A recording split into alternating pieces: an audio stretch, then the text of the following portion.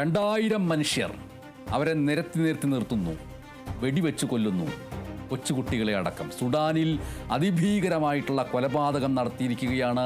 വലിയ ദുരന്തത്തിലേക്ക് പോയിരിക്കുന്നു. സുഡാൻ കൂട്ടക്കൊല നടന്നിരിക്കുന്നു. അവിടെ 2000 മരണം സംഭവിച്ചിരിക്കുന്നു. വിമതർ സ്ത്രീകളെയും കുട്ടികളെയും വെടിവെച്ച് കൊലപ്പെടുത്തിയിരിക്കുന്നു. 60,000-ലധികം പേർ അവിടെ നിന്ന് പലായനം ചെയ്തിരിക്കുന്നു. അതീവ ഗുരുതരമാണ് അവിടുത്തെ അവസ്ഥ എന്ന് ഐക്യരാഷ്ട്രസഭ വ്യക്തമാക്കിയിരിക്കുന്നു. പ്രസാദ് കാളിദാസൻ വിവരങ്ങൾ നൽകും. കാലമായി സുഡാനിൽ ആഭ്യന്തര യുദ്ധം തുടർന്നു വരികയാണ്. ഇപ്പോൾ അത് അതിരൂക്ഷമായി തുടരുകയാണ് എന്നുള്ളത് തന്നെ വ്യക്തമാകുന്ന ചില വിവരങ്ങളൊക്കെ തന്നെയാണ് സുഡാനിൽ നിന്നും ലഭിക്കുന്നത്. ആഭ്യന്തര യുദ്ധം കൊടുമ്പിരി കൊണ്ടിരിക്കുന്ന ഈ ഒരു സാഹചര്യങ്ങളിൽ 2000-ഓളം പേരെയാണ് കൂട്ടക്കൊല ചെയ്തത് എന്നുള്ളതും കൂടിയാണ്.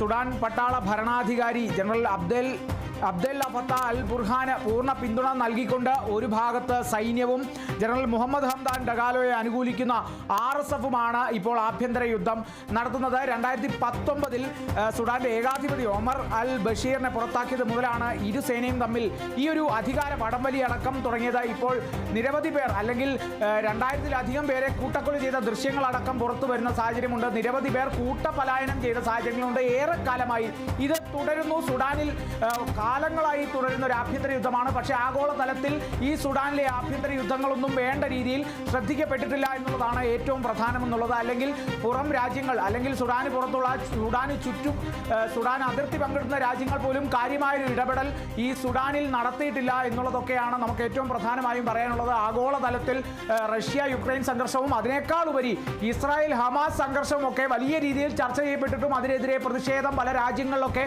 ഉടലെടുത്തിട്ടും അവിടുത്തെ ജനങ്ങൾക്ക് അല്ലെങ്കിൽ ഇരു രാജ്യങ്ങളിലെയും ജനങ്ങൾക്ക് ഐക്യദാർഢ്യം പ്രഖ്യാപിക്കുന്ന തരത്തിൽ പല രീതിയിലുള്ള നീക്കങ്ങളും പല രാജ്യങ്ങളിലുമൊക്കെ നടന്നപ്പോൾ പോലും സുഡാനിൽ നിരവധി കുരുന്നുകൾ അന്നും ജീവക്ഷമമാകുന്നുണ്ടായിരുന്നു. ആ സമയത്തൊന്നും ആഗോളതലത്തിലൊന്നും ഒരു രാജ്യങ്ങളും ഒരു രാജ്യത്തെ ജനതയും ഈ ജനതയെ സുഡാനിലെ ജനതയെ ശ്രദ്ധിച്ചിട്ടില്ല എന്നുള്ളതാണ്. ഇപ്പോൾ അത് വീണ്ടും രൂക്ഷമായി വരികയാണ്.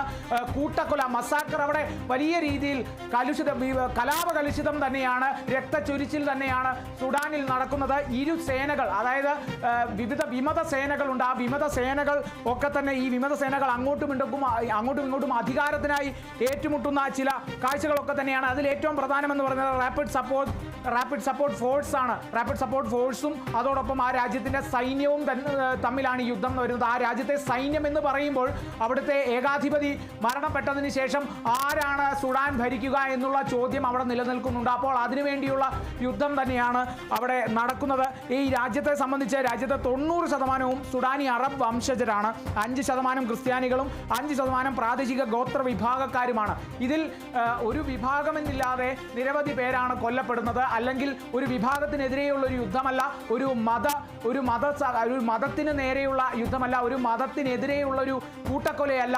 ഇതൊരു രാജ്യത്തെ ബാധിക്കുന്ന അല്ലെങ്കിൽ രാജ്യത്തിൻ്റെ അധികാരത്തിന് വേണ്ടി അവിടുത്തെ പല സൈന്യങ്ങൾ, വിമത സൈന്യങ്ങൾ തമ്മിൽ ഏറ്റുമുട്ടുമ്പോൾ മരണപ്പെടുകയാണ്. അവർ കൂട്ടക്കൊല നടത്തുകയാണ്. അവർ പല രീതിയിൽ ആക്രമിക്കുകയാണ് അവിടുത്തെ ഒരു ജനതയെ അല്ലെങ്കിൽ ആ സുഡാനിലെ ജനതയെ. അവർ ഈ ഒരു യുദ്ധത്തെ തുടർന്ന് ഏറെ കാലമായി അവിടെ പട്ടിണി തന്നെയായിരുന്നു, ഭക്ഷണം ലഭിക്കാത്ത സാഹചര്യം ഉണ്ടായിരുന്നു. ഇതൊന്നും പല ഘട്ടങ്ങളിലും അഡ്രസ്സ് ചെയ്യപ്പെട്ടിട്ടില്ല, ചർച്ച ചെയ്യപ്പെട്ടിട്ടില്ല ഇരു രാജ്യങ്ങളും. ചില രാജ്യങ്ങൾ അത് ചർച്ച ചെയ്തിട്ടുണ്ടെങ്കിലും അല്ലെങ്കിൽ ചില രാജ്യങ്ങൾ അത് ചർച്ച ചെയ്തിട്ടുണ്ടെങ്കിൽ അതിന് വേണ്ട ചില ഗുണങ്ങൾ ആ രാജ്യത്തിന് ലഭിച്ചു എന്ന് തന്നെ പറയണം. അല്ലെങ്കിൽ പല ആഫ്രിക്കൻ രാജ്യങ്ങളും ഈ സുഡാനിലെ പ്രശ്നങ്ങൾ തീർക്കാനായി ചില ചർച്ചകളൊക്കെ തന്നെ മുൻപ് നടത്തിയിട്ടുണ്ടായിരുന്നു. എന്നാൽ അതിൽ അവർക്ക് കാര്യമായ ലാഭം ഉണ്ടായിരുന്നു എന്നുള്ള തരത്തിലുമൊക്കെ തന്നെ പിന്നീട് വിവരങ്ങളുമൊക്കെ വന്നു. ഇപ്പോൾ നിലവിൽ സുഡാനിൽ കൂട്ടക്കൊല നടന്നിരിക്കുന്നു. 2000-ലധികം പേരാണ് മരണപ്പെട്ടത്. നിരവധി പേരാണ് കൂട്ടപലായനം ചെയ്തത്.